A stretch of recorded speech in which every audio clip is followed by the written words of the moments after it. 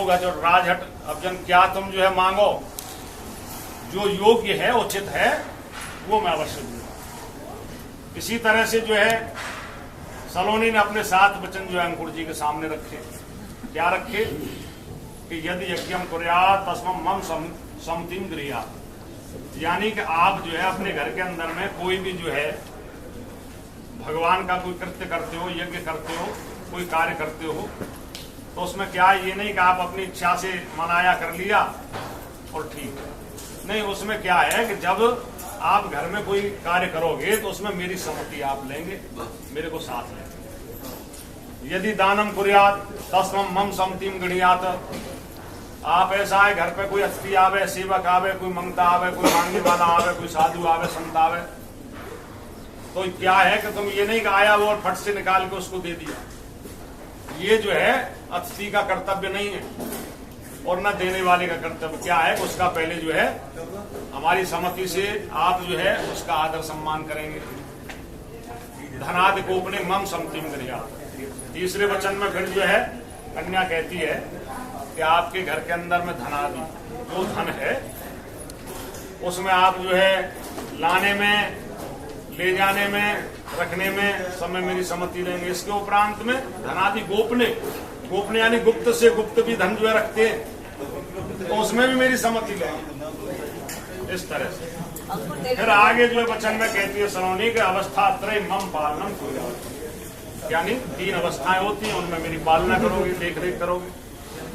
इसके उपरांत में बसंत आल षड ऋतुमं मम पालनम कुर्यात्। 1 साल के अंदर में 6 ऋतु होती है, ग्रीष्म, वर्षा, शिशिर, हेमंत, शरद, ये सब जो है इन ऋतुओं में मेरी ऋतुओं के अनुसार देख रेख करें। इसके उपरांत में सखीम सोहम कटु वाक्यम न वदेत।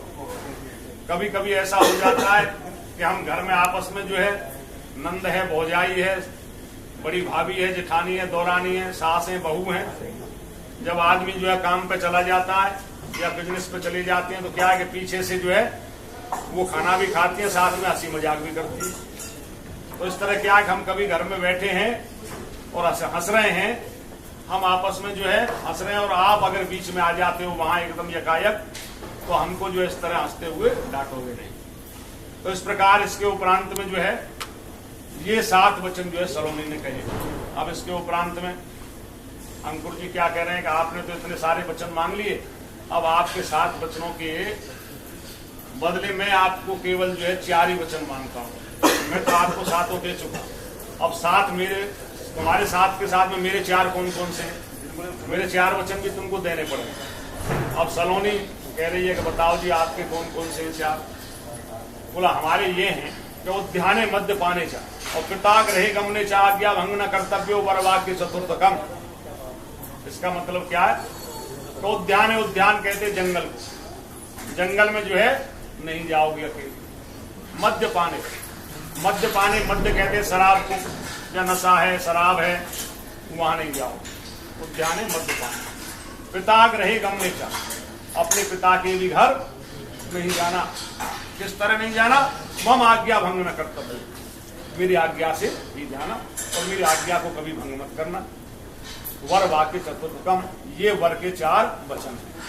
फिर इसके उपरांत में इनमें सहमति है तो वर बोले कि बोला ठहरो एक बात और ध्यान से सुनो सलोनी जी। क्या आदो धर्म दरा कुटुंब सुविधा निष्ठा प्रिया भाषणी क्रोध आलस्य निवारका ममाज्ञान वर्तनी। इसके उपरांत में क्या है कि आज तक तो तुमने अपने पिता के कुल के धर्म को धारण किया। आदो धर्म धरा कुटुंब सुविधा, अब क्या है कि अब तुम जो है हमारे कुल में आए हो तो क्या है कि हमारे कुल के धर्म को धारण करना पड़ेगा। आदो धर्म धरा कुटुंब सुखदार, मेरा जो परिवार है उस परिवार को सुख देना पड़ेगा। कुटुंब सुखदार निष्ठा प्रिया भाषणी, और सबसे मधुर बोलना पड़ेगा। इसके उपरांत में जो बड़े हैं मम आज्ञान वर्तनी, उनकी आज्ञा में, सेवा में ही तुम्हारा कल्याण है। इस तरह से जो है ये सब बातें जो है ये वर और कन्या ने सुनी और यहाँ दोनों जो है इनको स्वीकार करेंगे। बोलो ओम स्वस्ति, जोर से बोलो ओम स्वस्ति, ओम स्वस्ति। अच्छा अंकुर जी 7